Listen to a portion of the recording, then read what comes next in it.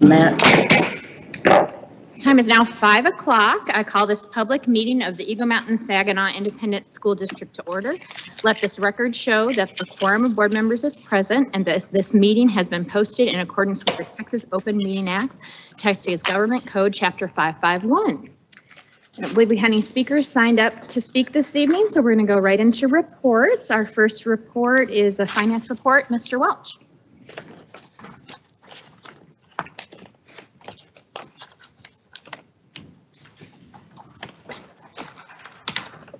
Good evening, President Breen, Dr. Chadwell, members of the Board of Trustees. As you have seen in past years, we are bringing a review of our analysis of the relationship between property tax values and the level of outstanding bonds. As provided in your board book packet, our analysis goes back to 2015, and we have an estimate for the end of the current year, along with looking forward several years. As we ended the 2022 fiscal year, you can see the addition of $187 million in new money issuances back during August. Understandably, as we took advantage of locking in lower interest rates, we issued this larger level to lock in the low cost over the life of these bonds and to continue to fund the projects of the 2017 bond program, as well as our overall projects. When you can see here is that the ratio only increased about half a percentage point as part of that process. Going forward, we do not anticipate additional issuances until 2024 or 2025, as you can see down here. There are a lot of economic factors that can impact the projections, but our goal is to simply see if there are any significant differences created by our best estimates at this point. You can see that the fluctuations are minimal, with a potential decrease in the ratio as we move into 2025. Our estimates are based on the assumption that the property values will grow an average of 8% per year in the 3 out years shown. While not represented here, we may also be in a scenario in the future that will allow the district to pay down some variable rate bond and decrease this ratio additionally. The first assumption in this is that we would see a down, so that's our main assumption, is that we're basing it off of the 8% per year. So in summary, I believe that the trend and the outlook is reasonable for where we are in the building program as a fast growth district. We will continue to review the economic factors and their impact on our assumptions and our planning tools. If you have any questions, I'd be happy to entertain those, but like I said, we look like we're on target with where we need to be. Any questions? All right, thank you, Rob. Moving on to operations report, Mr. Welch.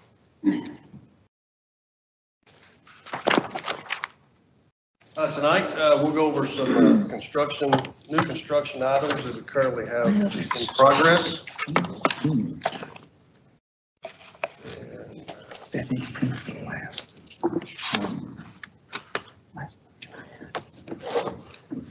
The first one we have up tonight is Eagle Mountain High School.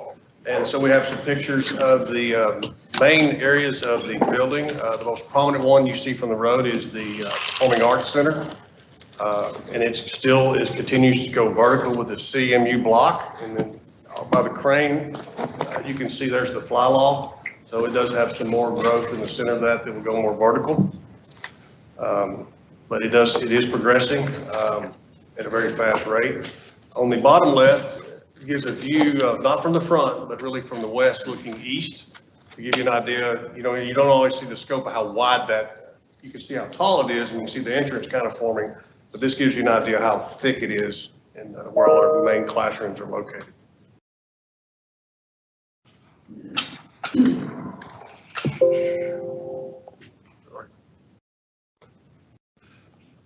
Top left, they're pouring grade beams for the press box and all the restroom areas located on the home side stadium. And on the far right gives you picture of the grade beams. One has been poured, and another is being formed up for the home side bleachers. The visitor side, they've pretty much completed that. But what I have on the bottom left is gives you kind of a sense of the elevation change in the baseball, softball. So it's really not, you're seating, you're going to go down into kind of a bowl look. So that's starting to form up when you can see in the grading there. That's the softball field where they have the different colored soil, and then they'll do the big baseball field up to the south there when it dries out, if they haven't already done it this week. This is a picture probably you can see from the road where it shows that some of the walls are being framed up, and also the sheetrock. And if you look real close, you can see it has that the roof, second story roof there, starting to form up also.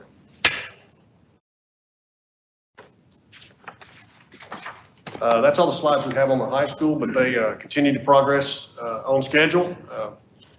We're always fighting rain this week and the last 2 weeks, but they have a lot of things going on, a lot of concrete pours, not so much slabs, but the roadways, parking lots, and things of that nature. Elizabeth Lopez Hatley Elementary. So last week was a big week, trying to get everything poured before the rain came in. So we did meet those timelines so that we wouldn't have to stop.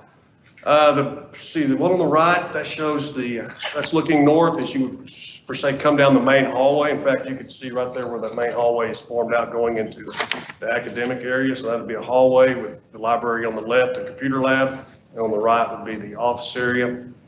And then that part of the ICF that's a little bit taller, that's part of the cafeteria. The picture on the left is the front entrance to the school. That is on the left right there. It kind of doesn't show the main entrance there on the other side, but that's where that hallway comes in and the windows in the front. And it shows the gymnasium, the storm shelter there. It has been poured.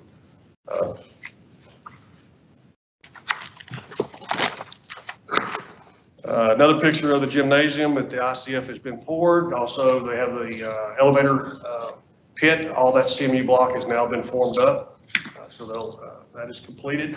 And on the bottom right shows one of the academic wings getting the ICF construction as they go vertical on that and they pour those. So the rain will halt a little bit of the pour because of being able to move that crane around because we did receive our steel today. So that was the benchmark that we needed, and it did occur today, so that was good. But Mother Nature, we'll have to fight through that a little bit. But as far as beating the schedule, that was a good thing to happen today. And I think this is our last slide that's showing more geothermal wells being drilled. And you see the workers on that slab pour, the rebar, so that has been poured last week. So we beat the rain, and so that's good for that to occur. And just basically kind of, start going vertical, be on concrete so the mud doesn't affect you as much. It's kind of where we're at. And I think that is our last slide for the night. If there's any questions. No questions on that one either. Thank you. All right, moving on to Education Services. We have an Upspire update. Dr. Parker. Thank you very much.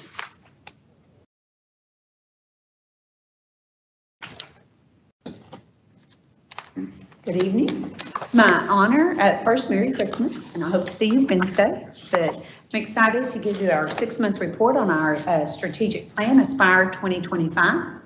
I'll move through the foundation of the plan and then go into some key work that we've been doing. So, of course, we have strategic objectives and strategies that build our Aspire, but the key foundation of Aspire 2025 is our mission of creating a culture of excellence, supporting that so that we instill a passion for a lifetime of continuous achievement for every student. Part of that key foundation are the core belief statements. I will tell you, I want to point out that education is a true team effort. I'll do some shout outs to some individuals who have worked on Aspire 2025, but sitting probably behind me are the majority of individuals and to the sides that ensure that our strategic plan is implemented with fidelity and with monitoring and success. So you're going to see some major growth this year, and I'll talk about that and then highlight again some key areas. Our Aspire plan is built on 3 key pillars of excellence. Those are academics, personalized opportunities, and organizational improvement. When we look at these 3 key pillars, we have strategies under each one. Of course, under academics, we're going to have our teaching and learning, recruitment and retention, and social and emotional support of both staff and teachers. Excellence and personalized opportunities, we are focused and committed to our student, staff, and family engagement.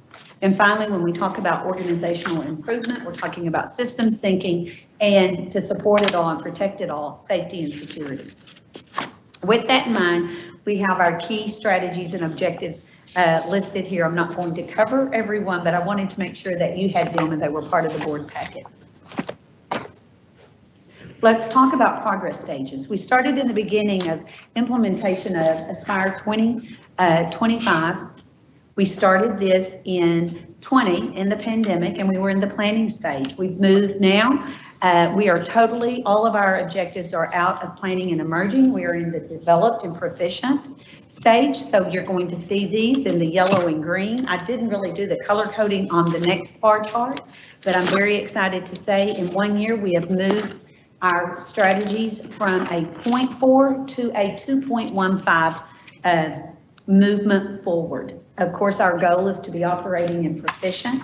When we talk about continuous improvement, we need to be not just operate at proficient, but operating with success at proficient so that our systems become part of the way we do our work. Our processes and systems are embedded in a very high functioning area. So when you look at that, you see 2 of our objectives are already at that proficient level. I will tell you when we talk about next steps, I'll talk about not just being at a 4, but operating in that 4. So let's move forward. Keyword, this is my favorite part. First of all, let's start with excellence in academics. Again, I'm talking about teaching and learning, recruitment and retention, and then of course, social and emotional support of staff and students. I've listed some key areas. And first of all, 100% of our staff are involved in, and at the staff period, are involved in CLCs and PLCs. So we look at professional learning communities and curriculum learning committees for our instructional staff to improve teaching and learning. We have instructional coaches at every elementary. We've added a math instructional coach at middle school this year. We have them as well for our special education programs. We have an audit process for curriculum, and it's evaluated each year under the direction of Dr. Barnes. We've had great success with our curriculum and learning framework, including the literacy and numeracy frameworks you see below. A shout out to Director Epps and the MTSS process. I'm very pleased with the work that we've done in our implementation of CHAMPS and STOIC. And I will often catch Director Epps, who is over at MTSS, not just visiting schools, but actually coaching teachers in the implementation of those expectations of CHAMPS. She's doing a great job there. Our district improvement plan, as well as our campus improvement plan, you saw those last month, are aligned to address learning gaps. A big shout out to our CCMR team, Mark Hart, Director of Counseling, Tricia Levitt, Director of CCMR, and Dr. Eldridge, who is over career and technology. They've worked very hard, and we are rolling out phase 1 of our strategic plan. You've seen the updates in the board updates. Integration of technology with data analysis of platforms. We use our PDSA, I'll talk about that in just a moment, to make sure that our platforms for learning are successful and being implemented with fidelity.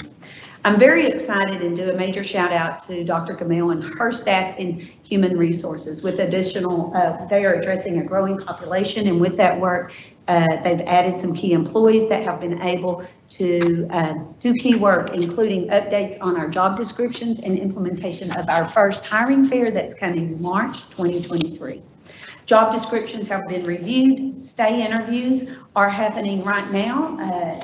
I don't think they've completed those, but they're in the middle of those with a focus on special education. We want to find out, why do our employees stay, and how do we get better in the work that we're doing.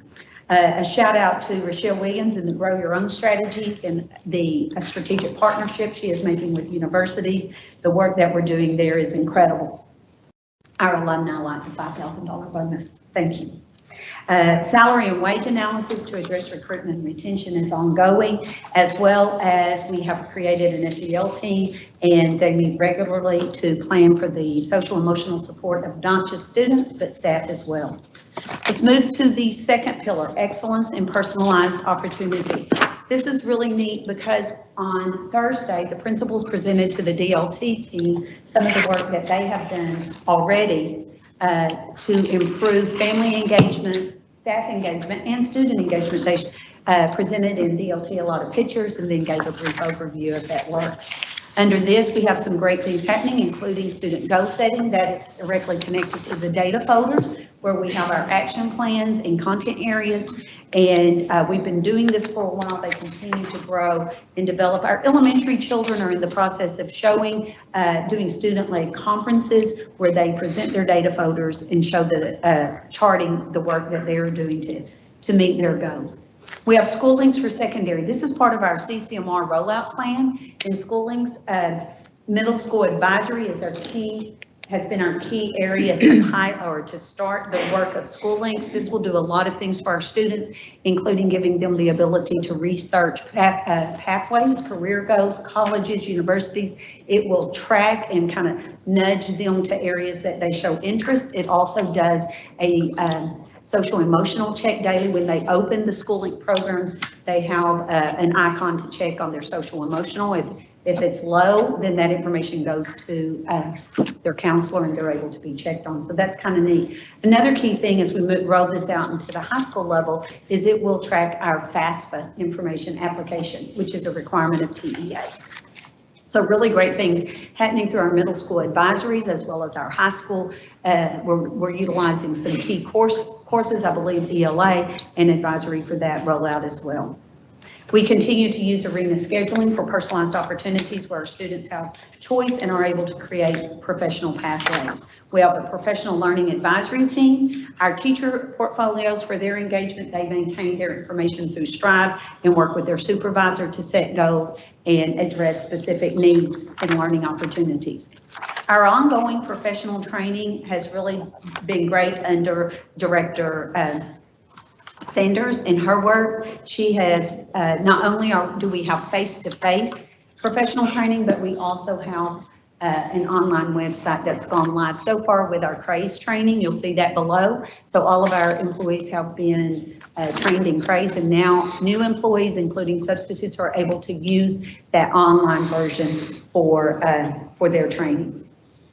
Parent University is a major hit. That is under Dr. Jones and her team, and our French and Spanish-speaking parents absolutely love Parent University, have asked for increased nights in the work there, and it's very, very successful. Northbrook is our major campus that presents Parent University. Back to School Bash is part of our community engagement. It's always a major success, as you're aware. We have our curriculum reading and advanced academic night starting in this coming January. We will have our reading festival, all part of the word. Watchdogs, 100% at every elementary. We also have service projects at all of our campuses, from trunk or treats to veterans programs, lots of great things happening. Our final pillar tonight is excellence in organizational improvement. So we're looking at systems thinking and safety and security. Thanks to Dr. Waters, we have a creation of a digitized systems for record keeping. And in that retention, he has, I think, worked with every one of our departments. And so that's going strong. Our administrative toolkit, as well as our digital notebooks, allow us to keep our processes and procedures in one spot, and give access to our leaders in a quick and easy method. Curriculum one-stop shop and teaching and learning system. Again, that was been implemented by our curriculum team, is going strong. And I want to point out that the PDSA, Plan, Do, Study Act, we have taught every department how to utilize that. And that's part of our continuous improvement, and the work there has been very, very strong. Safety and Security Advisory Team, you know what we have been going through with the work of our Safety and Security Team. Very pleased at their takeover of the Hadley Development Center, second floor. The work and the hiring of not only, we're 100% at our Safety and Security, but our school-based law enforcement officers, otherwise known as SROs, but their SBLEs are doing a great job of addressing the needs coming in. We're working with our special ed, our executive directors of elementary and secondary to ensure that they learn the EMSISD way. and that we set our standards and protocols for intervening, interacting, and making EMSISD the best place it can be. I'm very pleased we are implementing our protocols and processes with fidelity and great success, as evidenced by no dings from our TEA audits on checking doors. We're pleased with that. And our annual staff training and compliance procedures are going very well. Whew. So I say all of that to tell you, Aspire 2025 is moving forward. We are in that developed and proficient stage. Let me get that out. Key in this is ensuring that it's ongoing and it's systematic. So you're going to see a little bit of a slowdown in our move forward. And we knew when we implemented the plan that would take place, that as we move forward, there'll be smaller increments of growth. But I assure you, we're committed to the work of our district, and we appreciate that your support in that and giving us a vision to move forward. Do you have any questions? Questions again? Wow, we're not Thank very you. questioning this evening. President All right. Reading, I did want to say that I may have shared this with y'all, but as we're looking at the closing out of this plan, probably earlier than 2025, we are currently looking at what that next plan will look like in terms of the processes. The last two times we used a very similar process, which was great, but this next time we'll probably change that up a bit, and we're looking at a couple of different systems out there that may be helpful, and so you'll be receiving information about that. Or if you hear of anything that you think is effective in another district, like in your work with ASBE, then please let me know, because we'll be looking at that. We don't have any concerns about it. We just think it would be good to do something a little bit different so we don't become comfortable in the process. And so that'll be coming forward. So you'll hear about the plan before we do the plan, probably many months beforehand. I'm thinking actually at the end of 2023, in kind of to start looking, and then in 2024 moving forward with our work together, and with probably a company to help us with that. But excited about the work we've done. I would just encourage us to keep in mind, in the past two iterations, we've had a really robust involvement of Yes. all constituents. So we want to make sure we keep some I don't think we component of that. We definitely enjoy that. I think that it's wonderful to work with people who, if they weren't part of the original group looking at the plan, they were part of the developers of the rubrics and the strategies and action steps of those key pieces. So it's gone very well. I think that's why we're able to implement and see the success. Okay, thank you. And our last report, Dr. Barnes, you have a school calendar proposal for us? Yes, ma'am. Just noticed we have a couple of our DBE administrative interns here, so thank y'all for being here tonight. Thank you. So yes, concerning the calendar, we're already looking at 2023, 2024 school year. It really is hard to imagine that we're this many years into the 2000s. Those 1900s are looking further and further away.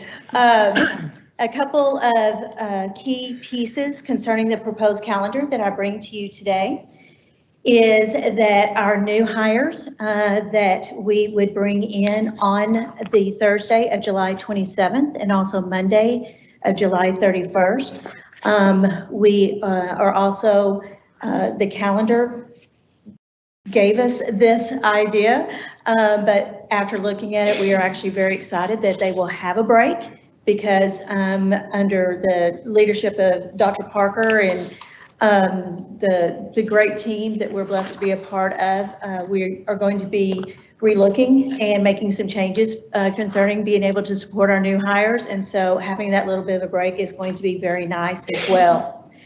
Our welcome back week for all employees will begin on Tuesday the 1st, where every returning employee will have a work day in their area. And that will occur through August the 11th. And then we will begin school on August 14th. I will say we do get responses back, mainly from teachers, that they would love to be able to start school on a Wednesday or a Thursday. And the reality of it is, it's our choice. Do we start school on a Monday and be able to get out prior to our graduation date, or do we start school later and then have to add days or take away holidays?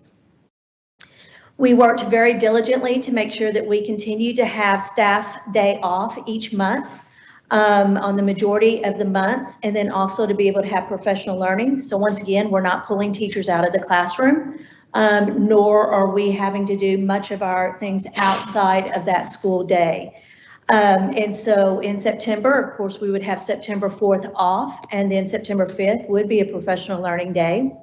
On the 22nd, I cannot again thank you enough. 2 years ago, our board did approve the ability for us to put half days into the calendar that we would honor as work time, individual work time for our teachers to be able to plan, write lesson plans, PLC, whatever they need to do. So there is no professional learning or meetings required on those days with our teachers.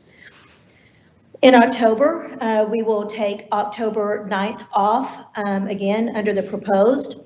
On the 10th will be professional learning. The 3rd would be a half day. We would greatly appreciate the opportunity to continue to take the entire week of Thanksgiving off. We feel it is critical for every employee to have that entire week off and to be able to honor that needed break. In December, again, the 15th would be another half day. We are requesting Christmas to begin on the 18th and go through the 1st. And I will say that the feedback that we get mostly on that concerning our community is the honoring of many of our students are blessed to have multiple families. And so we want to be able to honor their ability to be able to travel prior and after the holidays. Because January 1st falls on a Monday, the January of 2024, we will have off that day. It is a national holiday. On the 2nd, we will have professional learning. And then on the 3rd, we will begin semester 2. I do want to interrupt right here to say, we normally have 175 instructional days each school year.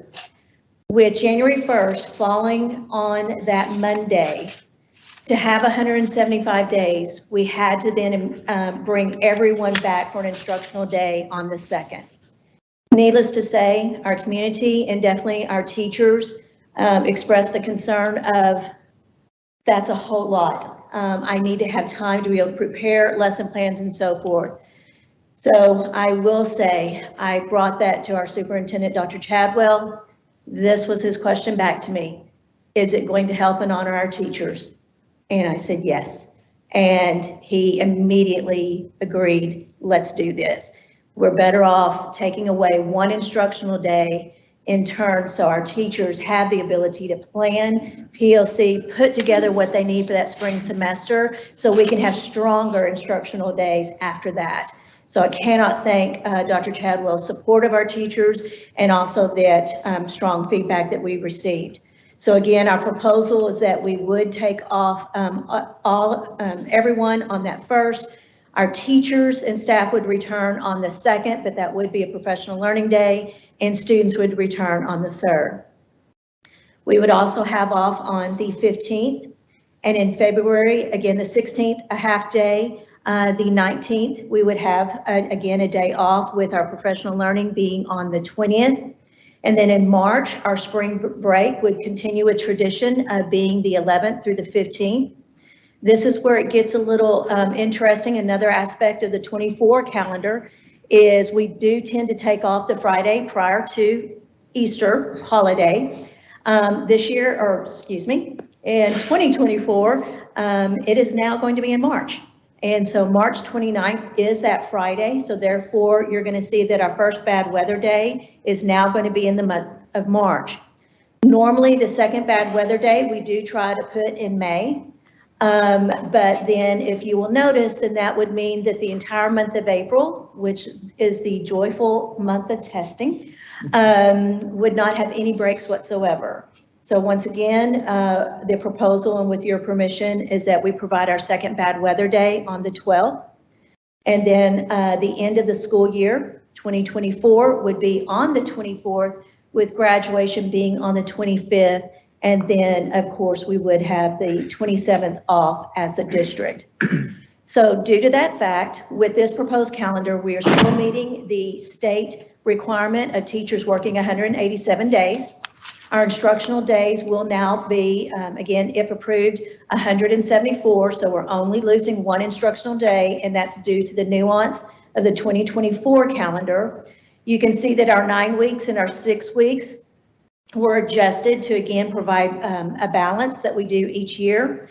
And with our required state requirement of the operational minutes of 75,600, you will see that our high schools, even with the loss of that one instructional day, will have 2 built-in days. Again, remember, we do not have permission now just to take off.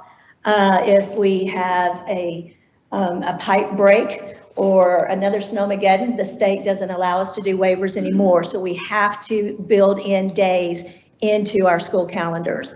So the high schools would have 2, along with the 2 bad weather days. Our other schools would have 4 built-in days, again, with the 2 bad weather days. So any questions? So how many actual work days will teachers get out of the 9 days just before school starts? We are going to provide 2 full work days for all employees.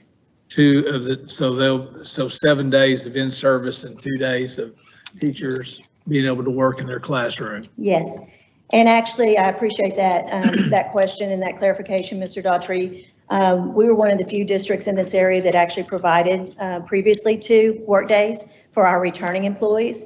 We are very excited, again, based from the leadership of Dr. Chadwell and Dr. Parker, that we have been able to reanalyze what our needs are based, again, on our feedback from our new hires, that we are going to be able to adjust it for the 23 school year to be able to provide even our new hires that very first day, August 1st, to be a work day as well.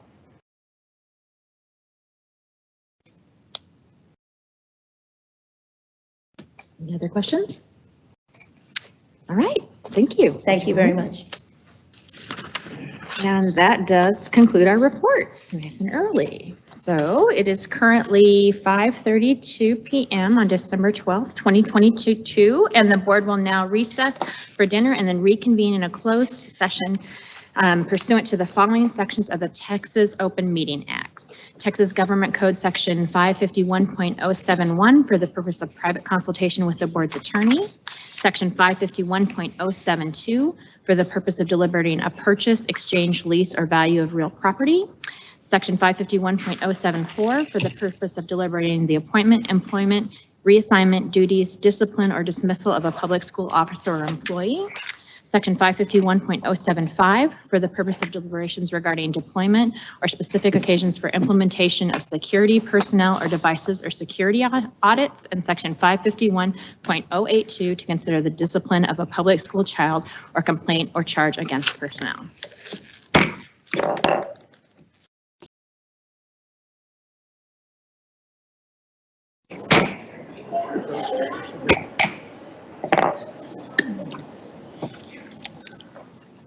This is a public meeting of the Board of Education of the Eagle Mountain Saginaw Independent School District. The board is reconvening in a public meeting on December 12th at 7:01 p.m. And will now consider the subjects posted set forth in the posted agenda. Welcome, everyone. Happy holidays. Thank you for joining us for our December meeting. I believe we have Copper Creek Elementary here. Ms. Smith, to kick us off. Good evening. I have some Copper Creek Cowboys with me tonight. I have first grader Delaney Johnson. Delaney's parents are Melissa and Richard Johnson. Delaney likes to color and play with her brother and sister. She also enjoys playing games, and Delaney was a Copper Creek Cowboy Award recipient for the first 9 weeks. I also have Avery Nickel. Avery is a second grader. Her parents are Christina and Chad Nickel. Avery likes to dance and participate in gymnastics. She really enjoys playing outside with her friends, and her favorite place to go is Disney World with her family. Avery is a Copper Creek Cowboy Award recipient for the first 9 weeks. I have Avery Drexel. Avery is a third grader. Her parents are Christy and Michael Drexel. Avery loves to be involved with school and being a part of everything that she can. Avery is a Copper Creek Cowboy Award recipient for the first 9 weeks. Alexia Coleman is a 4th grader. Her parents are Gabriella and Brad Coleman. Alexia is a member of our LASP, which is our student leadership organization. She likes volleyball, playing with her sisters, Ellie and Maddie, and Kane, her dog. Alexia aspires to attend Texas Christian University one day. She is also a Copper Creek Cowboy Award recipient for the first 9 weeks. And finally, I have Anna Reynoso. She is a 5th grader. Her mother is Gabriela Terrazas. Anna is very creative. She likes arts and crafts, playing with her cousins and her school. Her favorite subject is math, and Anna is a Copper Creek Cowboy Award recipient for the first 9 weeks.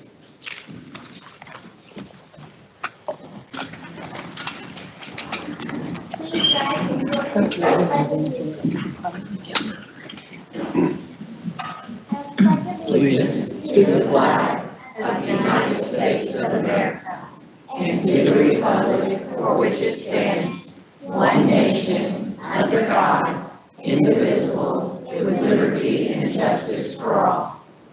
Honor the Texas flag. I pledge allegiance to thee, Texas, one state under God, one and indivisible. Now please join us for a moment of silence. Thank you for joining us for a moment of silence.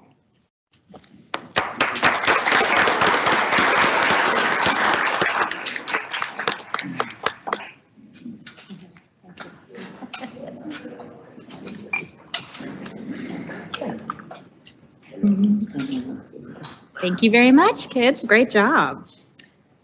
All right, next we have some special recognitions. Mr. Bell, do you have some information about the holiday card for us?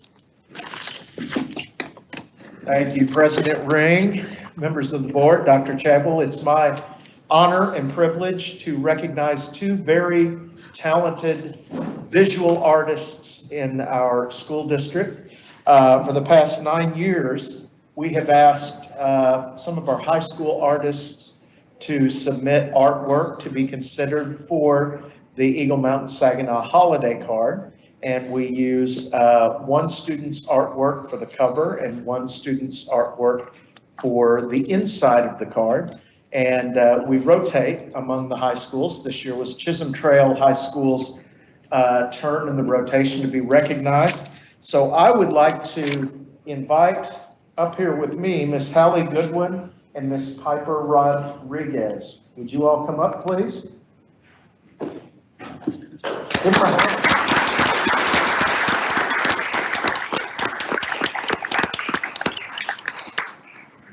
Hallie is a senior this year at Chisholm Trail High School, and Piper was at Chisholm Trail High School, and she's now at Watson High School and very close to graduating, right? Yeah, that's wonderful.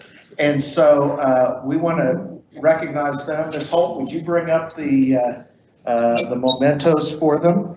And while she's doing that, I would like to recognize the parents of both Hallie and Piper. If you all would stand, we'd like to recognize you.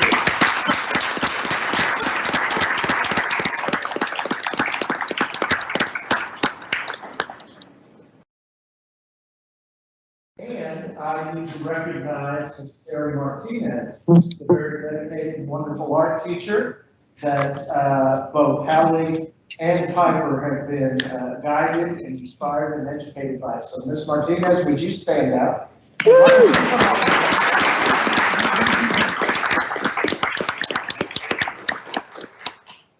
So we have a little camera.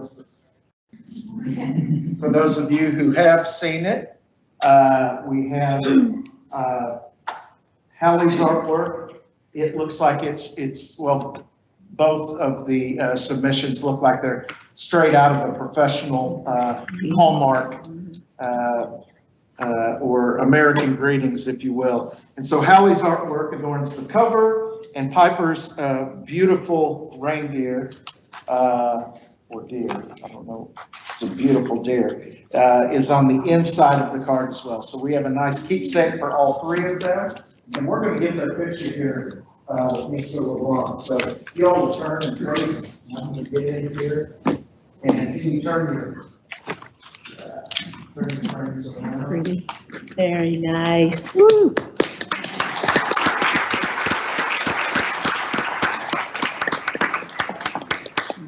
Thank you so much. Beautiful. Well, thank you. Great job, kids. Yeah, those were all his. Those were all his. Yeah, excellent. Trying to help him. Sean trying to sneak off some cards there. And We'll get you some, Sean. You don't have to take theirs. Next, we have a proclamation from Ms. Oberman under special recognition. Oh, not Ms. Oberman. Hi, Ms. Ring, Board, Dr. Shadwell. I'm going to step up for Ms. Overman tonight. But as we know, January is always School Board Appreciation Month, and we can't do enough to appreciate our fantastic school board. So we have a proclamation tonight proclaiming January 2023 as School Board Appreciation Month. The theme this year is Forward Together, and that's across Texas.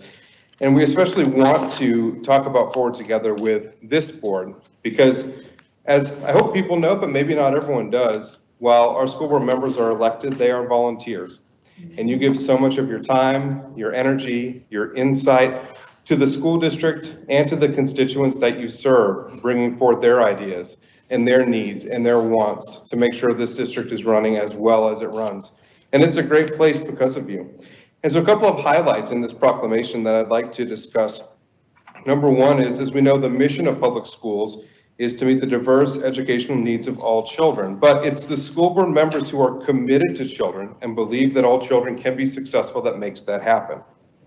Also, our board members work closely with parents, educational professionals, and other community members. And you're also responsible for ensuring that structure is provided in a solid foundation for our school system.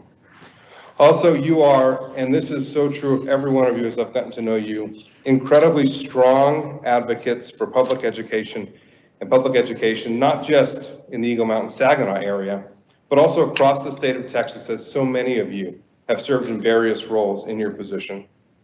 So know that it's declared that January 2023 is School Board Recognition Month, and we invite everyone in our community to please take time to recognize our amazing school board. Thank you for all you do, and we are excited to recognize you next month.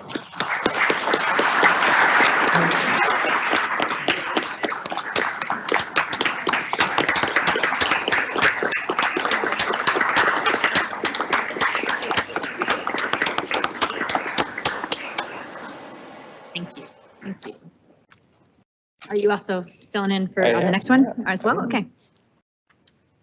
Go ahead. Very Talk good. to us about world-class educators. It is. So you'll remember a couple months ago, we started a new video series called the EMS ISD Inspiration. And through this series, we're highlighting how we find Aspire 2025 in action around EMS ISD. Dr. Parker gave a great update on Aspire 2025 earlier, and we see it happening around our school district in so many ways.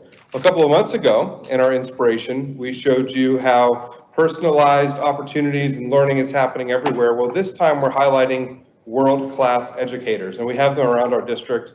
And we want to introduce you to Mr. Augusto at Willow Creek Elementary School. Okay, I started doing chess in middle school. Well, I was lucky because Bobby Fischer was around. So all the newspapers were covering his moves, his games. So I purchased every single newspaper that he was in. So that's how I learned. Then it was contagious. So all my friends started playing chess. Then as an adult, I was working in a resort and I met some guys over there who were playing chess. And then we got tired of playing against each other. So they asked me, why don't we send a flyer to the schools and get the schools to come in and make a tournament? We started a chess club and we have like 50 kids. We went around like every weekend on different tournaments and we won all of them. So the parents came to me and said, what's next? I said, well, why don't we go to the nationals? So we went to the nationals in Walt Disney World and we finished 4th in 12th grade. That was awesome. And then Dallas ISD went to Puerto Rico looking for people with bachelor's degree, and it sounds good to me, like school, chess, kid, that's for me. So I passed all the interviews and I went to Dallas, then I moved to Fort Worth, and here I am. Mr. Agosto made a positive impact because he taught me about chess. At first, I didn't even know what chess was. My brain was like, what? And then I won against the bot and the computer. Chess gives you challenges in life. You learn how to deal with goals. You learn how to work under pressure. You learn how to lose and come back from that losing position and come back like a tiger and win your game. And chefs help them in math and science. So, and also we get the chance to make a connection with the parents. Every time we go to tournaments, I stay with the parents in the classroom. We talk about everything. They bring tacos, they bring tortillas, whatever, and we have a good time. And once they see those kids getting trophies, they get excited and they go the extra mile. Ever since I joined the chess club, it just made me feel really great, and I like to play a lot. And then we would go like almost every week, so it kind of means like a family because like you see them every day, right? But like instead, it's like every time in the week. New York is very strong in chess. They even have magnet schools in chess. And I have seen kids from projects winning national championships. And if they can do it, why can't we? Right now, our district is in their beginnings of chess. I really like the talk that we have with the superintendent. He wants every school to be involved in chess, and that's a great thing. We deserve to have those kids in those tournaments. They deserve that. Awesome.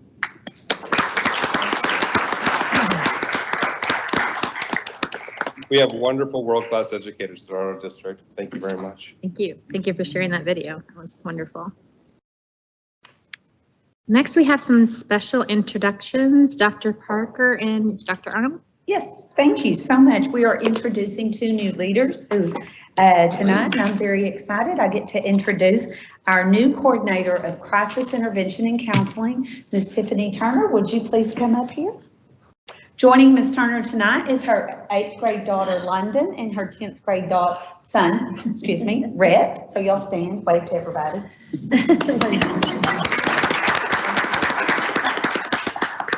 This is a new position that I'm so excited. Ms.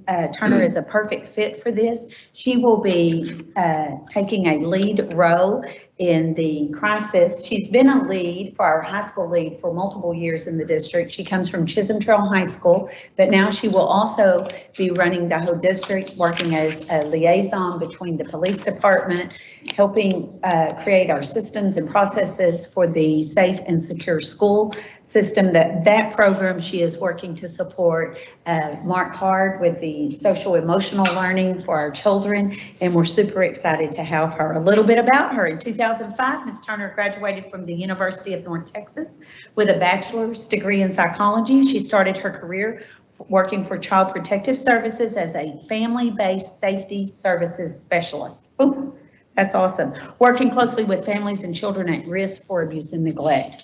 Since receiving her master's degree in counseling psychology at Northeastern State University in 2011, she has served in a variety of behavioral health settings, including MHMR, and most recently, the lead intervention counselor at Chisholm Trail High School and the lead for the district for secondary. We're excited to have her. She is a licensed professional counselor supervisor in the state of Texas and serves as Region 11's crisis team. She responds to help support people around the state when we've had crisis like at the Mansfield earlier last year, I believe. She was there helping support their counselors and their community is needed. So she's just a wonderful, we're happy she's already coming out of, in the district and coming to a new role in the district. So thank you, Ms. Turner. Thank you for being here as well. Thank you.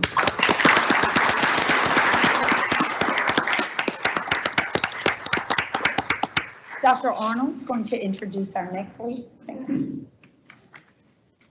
President Ring, Dr. Chadwell, Board of Trustees, it is a true honor to introduce to you the very first principal of Elizabeth Lopez Hatley Elementary, Ms. Terry Lynn Holtz.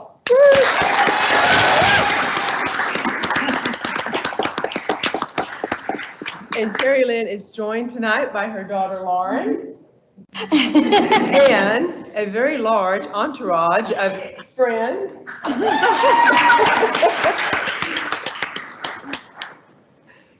Terry Lynn began her career in education in Keller and HEB before coming to her EMS family. She has 18 years of elementary classroom experience, 3 years as an elementary assistant principal, and she currently serves as the assistant principal at Lake Country Elementary.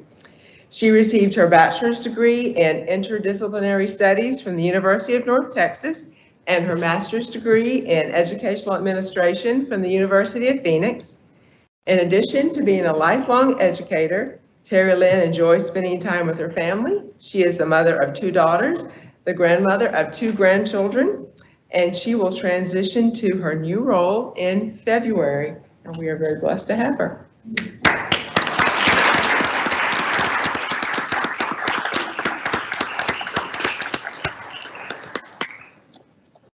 That concludes our special recognitions and special introductions. I know some folks have slipped out, but if that's what you were here for and wanted to sneak out before we got to business, feel free to take this opportunity before we move into our action items. We did complete all of our reports in the 5 o'clock section, so we will move right into action items. Our first action item is approval of the 2022-2023 submission of a class size waiver. Ms. Turntine? Good evening, President Ring, Dr. Chadwell, and members of the board. Again, I stand before you again for December's report.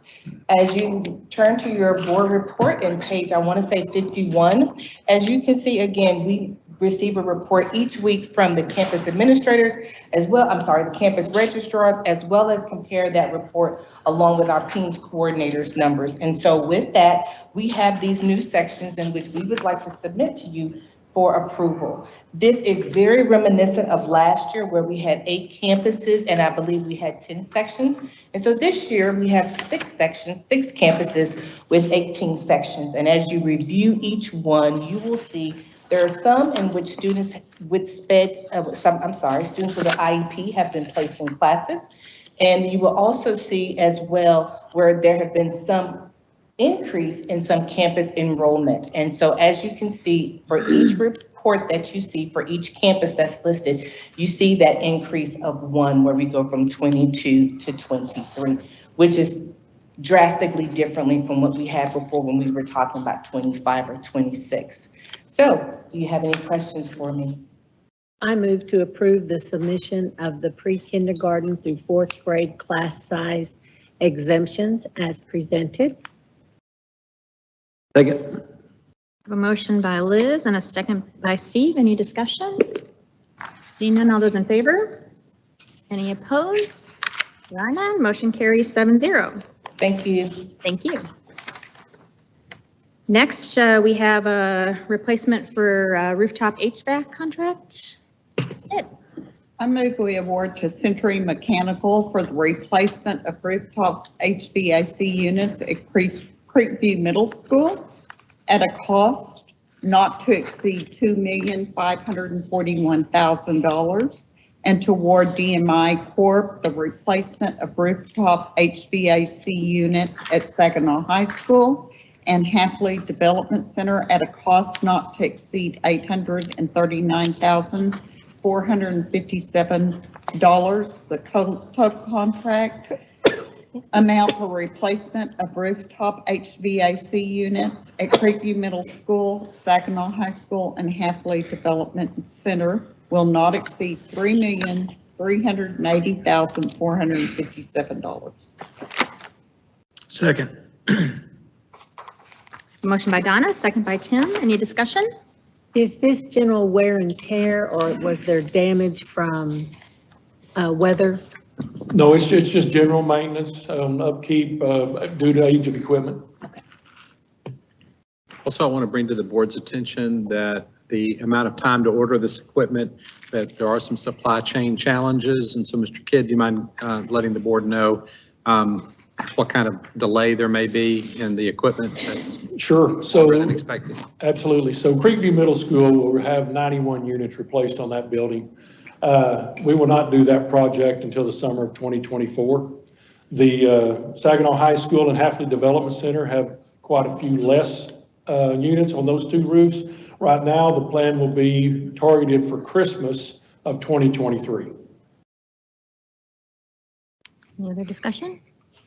We can hold out till then? I think we can. Our maintenance department has assured me that they can keep them running. Thank you. And he will bring another item for Saginaw Elementary School. Is that the only other one that will be coming? It'll be Saginaw Elementary School, it'll be Boswell High School, and it will also be Highland Middle School as far as rooftop units, probably in January. And those are all out of the 2017 bond? That is correct. But they're just scheduled, to follow up on this is just regular. That's true. It's just the age of the unit. Age, and we're starting to age them out and replace them. That's correct. All right. All those in favor? Any opposed? There are none. Motion carries 7-0.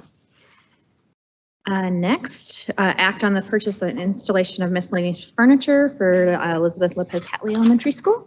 I move to award Indigo Sales, Inc. for the purchase and installation of miscellaneous furniture items for Elizabeth Lopez Hatley Elementary School in the amount of $1,466,559. Second.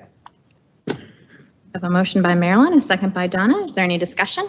I was a little concerned we just had one bidder that completed, I guess, accurately the entire bid. For all the line item specification, that's correct, and that was Indigo Sales. Was the others not interested in, or do you know why? Well, it's just that they couldn't meet the specifications for the different items that were specified for the different areas of the building.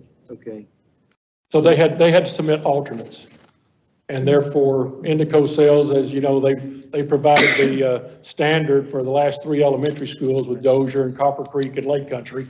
And between their materials, their quality, and their warranties, you know, they have just become the best fit for the district to keep everything standardized as we move through, you know, developing and building new schools. Can I ask a follow-up on that though? Because I guess I had the same question, but so were the alternates out of spec, or we just weren't as comfortable? I mean, well, we could accept the alternates. They just weren't of the same quality, the same style, or the same materials. More a preference. They weren't out of spec. That is correct. Okay. And you know, then the total difference between the three, if we would have chose between the 3 packages to get the best value, it'd have been about a 3% difference. And it just wasn't worth it to take a risk on dealing with additional companies that we didn't have any history with. And one of the examples is if they use American steel or Chinese steel in terms of durability of the product.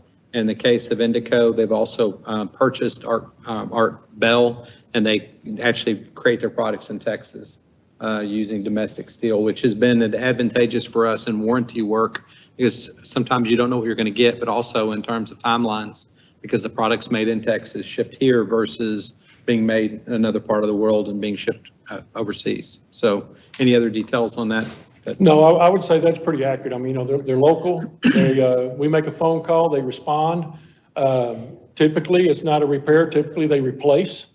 And, you know, they've just been a great partner for the district and understanding our needs and supporting us and making sure that we had everything we need when we start school on time and in place. I'll make a comment, being in the school business for all those years and having to purchase things along the lines like y'all do for athletics and other things. When you have a company like Indigo, and they've been around doing this for as long as I was in the school business, for 35 years, you know, people don't like to bid against them because they know they don't have the quality they do. But that goes not just for Indigo, but a lot of things that they bring to us or athletically that come to us. It may not be the cheapest of all of them, but people don't want to bid the apples for apples comparison because they can't deliver that product. And I think, and I want to say thanks to Billy and everybody else in the school district that do watch the dollars of the district, even though it may not be the very cheapest of what we could actually get. It is in the best interest of the district, and it serves us to spend our dollar the best and most wisely by picking people like Indico to do business with versus someone that doesn't offer us what we want. Yes, sir. Any more discussion? All those in favor? Any opposed? There are none. Motion carries 7-0. And Mr. Lee was very instrumental in putting all this together and getting these quotes and evaluating them. So he did an outstanding job on that. And we'd like to wish you all Merry Christmas. Thank you. Thank you. Next, we have a donation of a Gaga ball pit. Mr. Welch. I move we accept the donation of a Gaga ball pit from Lake Country Elementary PTA for the use at Lake Country Elementary. Second. I have a motion by Donna, a second by Marilyn. Is there any discussion on that? Well, we might just have to go over there and try it out. I love dodgeball growing up. And this is gonna, I know there was a map there, but I really couldn't tell where it was going to go on there. Is there a place indicated on that, on the map of the school grounds? Yes, if there's not an arrow to it, but it's off that, if you're looking at the most, the bottom end of the campus facility there, you can see off that wing, right off the right corner of that wing. Got it. If that, Well, I didn't notice that before. And it stays there? It's a permanent? It is portable, but I'm sure that's their designated space, and so if it does need to be relocated at some other, they can be. I will say there's a little bit of drop off in that specific area, so I could imagine it being a little bit farther to the west. Right now, the map, I think the top is south, if I remember correctly. I'm turned around. Yeah, no, it's east. Top of it is east, so it'd probably be a little bit farther south, because that's where it gets a little bit flatter. Other discussion? All those in favor? Any opposed? There are none. Motion carries 7-0. Are there any representatives here tonight from Lake Country Elementary PTA? Just want to make sure if you were here, we acknowledged you. At any rate, thank you very much to that PTA. I'll make one comment. I'd like to thank the PTAs and PTOs that help us do this stuff, but because you can just look at the quality of what they're providing for our kids, that's going to last. You know, just like the tables that they did at Saginaw Elementary that were so well constructed. You know, all of our groups of all of our schools, when they do stuff like this, they do it right, and I appreciate them doing that. Thank you. Thank you, Rob. Thank you very much. Next, we have consider teacher abandonment of position. You're already headed up. Okay. Good evening, President Ring, Dr. Chadwell, and members of the board. You have been provided with information regarding a contract for contract abandonment for your consideration. At this time, I'll be happy to answer any questions that you have about that. I make a motion to find that good cause did not exist under section 21.105 C2 of the Texas Education Code for abandonment of his contract for the 2022-2023 school year. The board did not consent to his resignation, and the board authorizes the superintendent to file a complaint with the State Board of Educator Certification to seek sanctions for his abandonment of contract. Second. A motion by Tim and a second by Liz. Is there any discussion? Seeing none, all those in favor? Any opposed? There are none. Motion carries 7-0. Thank you. And now we have consider approval of the proposed Elizabeth Lopez Hatley Elementary School attendance zone. Mr. Jones. Good evening, President Ring, trustees, and Dr. Chadwell. At the November, let me get this pulled up here so we have something to look at.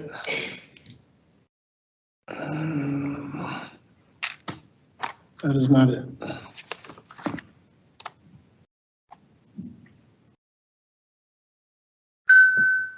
There we go.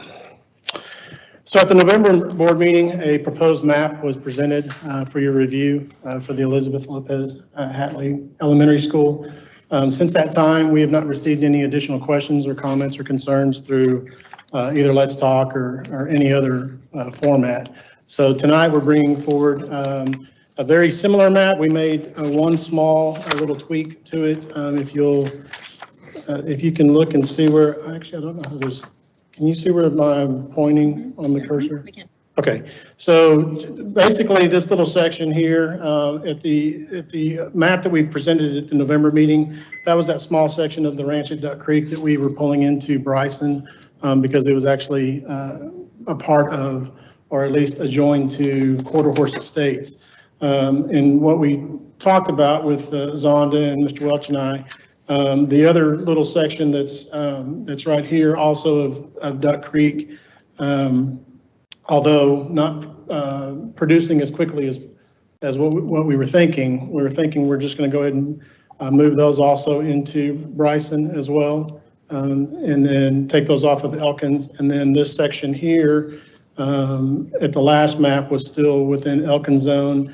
This is actually not developing right now. This is actually Coburn Farm. But in the event that it does start to produce, or if there's something that later on starts to develop there, that it's already, the map is kind of already set where those students would attend Bryson. So other than that, the rest of the map, for the most part, stayed exactly the same as what you saw last month. So I am able to answer any questions if you have them. It is recommended that the board approve the Elizabeth Lopez Hatley Elementary School attendance zone as presented. Second. I have a motion by Liz and a second by Marilyn. Any discussion? And then all those in favor? Any opposed? So its motion carries 6-1. Okay. And that brings us to the end of our action items. Thank you. Thanks. Were there any questions or discussion on the routine monthly reports? All right, then let's move on to review the 2023 board planning calendar. Dr. Chadwell. Yes, this is on page 122 of your packet. We will have finance. It's going to really start that part of the process as we go into the spring semester. We have the finance report with the budget amendment, evaluation of fund balance, which is an annual report and audit update. Our auditor is busy right now. I see Carl working in the conference room there in the business office nearly every day now. So he's quite busy working on that report. We also have a construction update, an advanced academic report.